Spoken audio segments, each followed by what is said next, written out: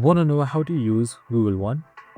Well, no worries. In this video, I'm going to show you a quick tutorial on how you can easily use Google One on your Android or your iPhone. So let's get right into it. First things first, you can just simply open up Google One. It should be installed by default if you're on your Android. And once you're there, here you should be under its home tab if you have been logged in. So we have also created videos on how to create an account or log in, so make sure to watch it. It's on our channel. So now using it is super simple.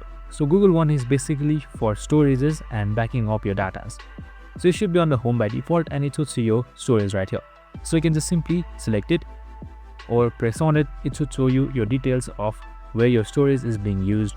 So with that, you can also clean up space by selecting that. You can just simply clean up space by cleaning up any photos, your last files. As you can see right here, it should show a detailed view.